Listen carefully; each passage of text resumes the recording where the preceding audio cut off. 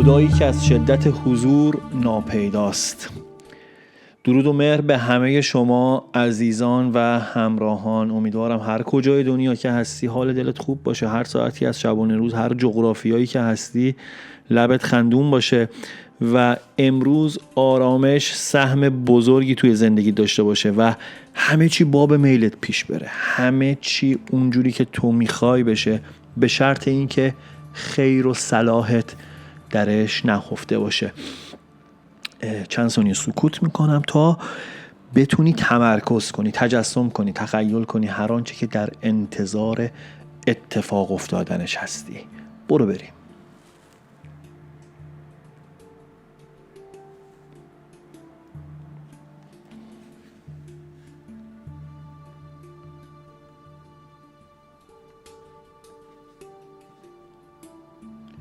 خب اگر آماده ای بشنویم غزل امروز، غزل 476 از حافظ شیرازی، نسیم صبح سعادت.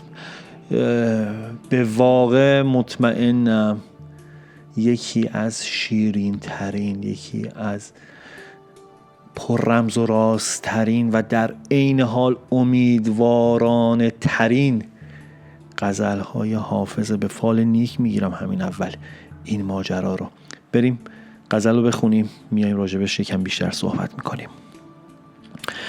نسیم صبح سعادت بدان نشان که تو دانی، گذر به کوی فلان کن در آن زمان که تو دانی.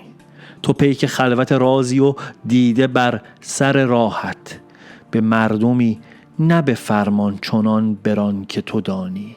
بگو که جان عزیزم ز دست رفت، خدا را ز لعل روح فزایش ببخش آن که تو دانی. من این حرف نوشتم چنان که غیر ندانست، تو هم ز روی کرامت چنان بخوان که تو دانی. خیال تیغ تو با ما حدیث تشنه و آب است، اسیر خیش گرفتی بکش چنان که تو دانی. امید در کمر زرکشت چگونه ببندم، دقیقه ایست نگارا در آن میان که تو دانی. یکیست ترکی و تازی در این معامله حافظ، حدیث عشق بیان کن بدان زبان که تو دانی. اول اینو بگم در ابتدا که غزل 476 حافظ توی دوره سروده شده که شاه شجاع فراری بوده و حافظ هم تو نوشتنش از غزلیات نظامی و موضوعات خواجوی کرمانی الهام گرفته. حافظ اینجا داره روی صحبتش باد صباست. اگر مهمون من بودی توی این کانال میدونی که ما باد صبا رو یک پیام رسان میشناسیم. باد صبا رو یک پیغام آور میدونیم، از کوی عشق، از جای دلبر برای ما سخن میاره، بوی زلف یارو میاره و پیغام منو برای دلبر میبره. در واقع توی این غزل حافظ نه مستقیم با خود دلبر بلکه با اون پیام رسانش داره صحبت میکنه. زمانی که من دارم یه موقعی روی صحبت من خود خدای من، پروردگار من، آفریدگار منه، اون دید عرفانیش، یه موقعی روی صحبت من با اون حال و هوا و اون فضاییه که من میتونم به اون معبود خودم برسم و باهاش یکی بشم. اینجا حافظ داره با پیام رسان خودش صحبت میکنه، با پیام آور خودش داره صحبت میکنه. چجوری؟ اینجوری که توی بیت اول اینو داره میگه: نسیم صبح سعادت بدان نشان که تو دانی، گذر به کوی فلان کن در آن زمان که تو دانی. این نسیم خوش قدم که قدمت خوشه، خوش شگون هستی، تو خودت میدونی کی و از کجا رد بشی که اثر بخش تر باشی. برو سراغ اون کوچه‌ای که من اسمش رو بهت نمیگم، اون دیاری که من آدرسش رو بهت نمیدم، اما تو خودت خوب میدونی منظور من کیو کجاست. یعنی همه چی رو سپرد به خود باد صبا، به تقدیر، به اون معامله‌ای که خودش با خدای خودش کرده. و به نسیم میگه کارو همون وقت انجام بده که میدونی به وقت. دیدی توی صحبت ها میگیم آقا خودش به وقتش اتفاق میفته، خدایا خودت درست کن اونجوری که این اصلا سرشار از، یعنی به نظر من یک سبک زندگی، این یک لایف استایل، این یعنی که من تو زندگیم بیام تلاش خودم رو بکنم بعد نتیجه رو بسپارم دست یکی دیگه. خیلی دور از انصافه که ما فقط بخوایم دید مادی و عشق دو نفر زمینی رو بخوایم توی این بیت پیدا کنیم. من خیلی خودم موافق این نیستم که ما هر غزلی از حافظ رو بخوایم یک تعبیر عارفانه و به زور بخوایم از تو دلش یک ارتباط خداگونه در بیاریم، ولی این واقعا دیگه بی‌انصافی اگه ما این دیدو نداشته باشیم. توی این غزل میگه من کار خودم رو دارم انجام میدم، دارم زندگی میکنم، ولی تو اون جایی که وقتشه برای من بساز. تو پیک خلوت رازی و دیده بر سر راحت، به مردمی نه به فرمان چنان بران که تو دانی. میگه تو پیام رسون دلی و رازهای منو ازش مطلعی، چشم من همیشه منتظر رسیدنته، ولی نمیخوام از روی وظیفه باشه یا از روی اجبار باشه. داره میخواد که میگه لطفاً از روی محبت باشه، از روی لطف و کرمت باشه، نه این که من ازت خواستم بخوای انجامش بدی. دیدی بعضی موقع یه چیزی رو میخوای میگی من که نباید 100 بار بگم، خودت باید انجامش بدی. بگو که جان عزیزم ز دست رفت، خدا را ز لعل روح فزایش ببخش آن که تو دانی. با اون کسی که خودت میدونی بگو که جونم به لبم رسیده، حال و روزم خرابه، به خدا قسم یک نگاه، یک نظر، یک لبخند از اون لبهای شیرینش و روح بخشش میتونه حال منو برگردونه. یعنی تمام امیدش به یک توجه کوچیکه که معشوقش بتونه بهش یک نظر کنه تا زندگیش عوض بشه. توی خلوت خودش، توی دعا مراقبهش، توی راز و نیازش اینو میخواد. به خداش، به اون نیرویی که به حضورش توی زندگی خودش اعتقاد داره میگه من یک چیز ازت میخوام که اون اتفاق بیفته. من این حروف نوشتم چنان که غیر ندانست، تو هم ز روی کرامت چنان بخوان که تو دانی. من این حرفا رو طوری دارم بیان میکنم که هیچ کس جز من و تو ازش سر در نیاره، معنی پشتش رو نفهمه. این زبان من و توه، قرار نیست همه ازش مطلع باشن. اعتقاد داره به اون پیمون و اون عهدی که با یار و دلبر خودش بسته. میگه تو هم لطف کن با اون بزرگواری و فهم خاصی که داری همین حرفا رو درست همونطوری تفسیر کنی که خودت بلدی. میگه حرفای من سریه، هر کسی نمیفهمه، ولی تو معنیشو از دلم میگیری. خیال تیغ تو با ما حدیث تشنه و آب است، اسیر خیش گرفتی بکش چنان که تو دانی. فکرت مثل یک داستان عجیب و غریب، هم توش قهر داره، هم ناز داره، هم عاشقونه است، هم مثل تیغ دولبه. برای من این داستان تشنه و آبه.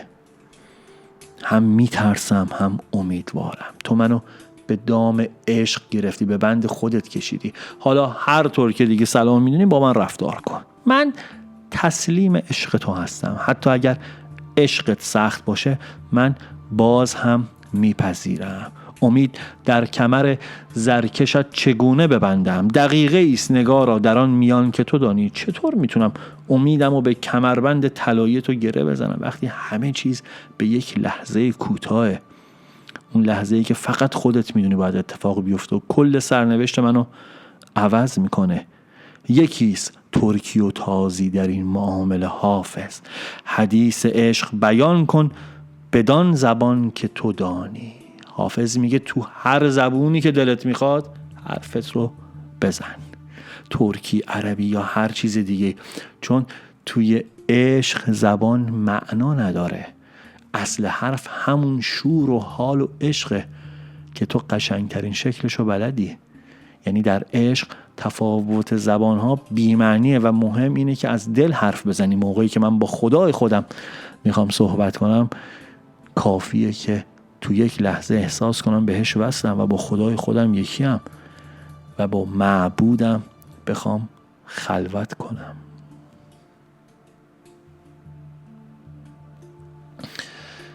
بریم ببینیم چی برای امروز من و تو داره این شگفتانه غزل از حافظ.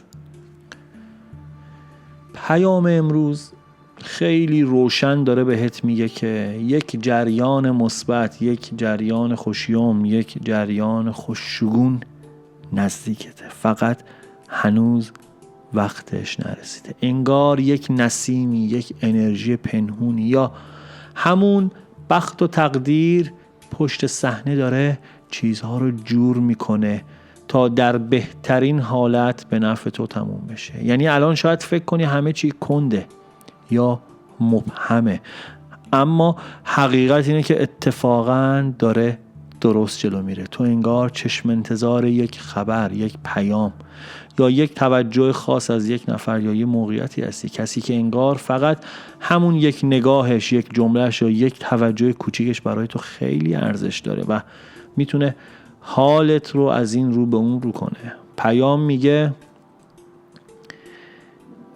تو دلت میخواد که این اتفاق به وقتش بیفته و از سر دل رخ بده، نه از سر اجبار، از سر خواسته. یه موقع یه چیزی و من و تو به اجبار میخوایم و اتفاق میفته، اونم لذت بخشه، ولی دلت میخواد این اتفاق خداگونه باشه، مثبت باشه، که اون موقع شیرینیش 100 چندان بشه. از طرفی در عین همین خواستنی که میخوای به دستش بیاری، میخوای برات اتفاق بیفته، میخوای به اون هدف برسی، میخوای اون موفقیت توی زندگیت به وقوع بپیونده، یک نوع تسلیم شدن هم هست. یک تسلیم شدن عاشقانه یا احساسی هم توی کارت داره دیده میشه. یعنی تو دلت رو گذاشتی وسط، قهر، ناز، سردی، گرما، سرما، غم، شادی، و انگار پذیرفتی، انگار به یک بلوغی رسیدی که بازی و زندگی رو دیگه یاد گرفتی، انگار دیگه بلدی با هر اتفاقی بتونی زندگی رو پیش ببری. چرا؟ چون عشق در وسطه.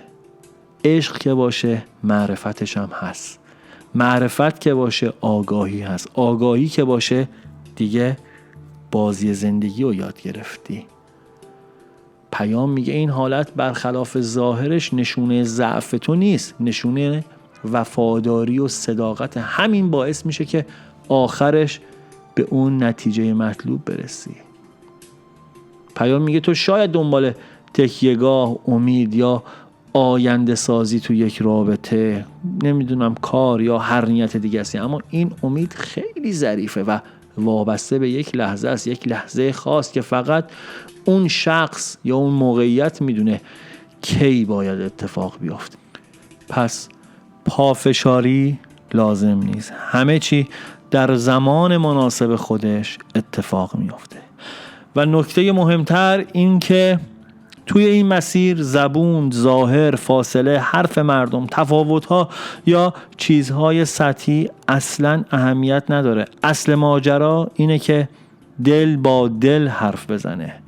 لازم نیست خودتو عوض کنی، نقش بازی کنی، نمیدونم کارهای عجیب غریبی بخوای بکنی یا بیش از حد حساب و کتاب کنی. تو رو قرآن 2 تا 4 تا نکن. بعضی موقع توی بازی زندگی 2 تا 4 تا نمیشه، یه وقتی 2 تا شد 100. از راه دل و صداقت جلو برو و همین بهترین سلاحته. پیام میگه توجه یا گره گشایی خیلی خوبه، اما کاملا زمان بندی شده این ماجرا. من و تو بعضی موقع منتظر معجزه ایم، ولی همون موقع اتفاق نمیفته. پشت پرده داره همه چی چیده میشه. داستان صبره. گاهی زندگی یه جور پیش میره که انگار همه چی کند شده، جوابها دیر میرسن، آدم حس میکنه پشت در بسته مونده، ولی همه چی داره توی سکوت و پشت صحنه به نفع تو چیده میشه. این پیام میگه اون اتفاق خوب، اون خبر، اون توجه، اون گشایش مثل همون نسیم صبح به موقع و درست سر وقت خودش میرسه. صبر کن، اما نه با دلخوری، با باور. منتظر بمون با امید و آمادگی. کاری که باید بشه میشه. این بود پیام امروز. ممنونم که تا اینجا با من همراه بودی. من به صد خواهش و منت ز خدا خواستم که در این ساعت خیر مرغ آمین به سراغت آید و دعایی که تو بر لب داری به اجابت ببرد. پوینده باشی و پایدار.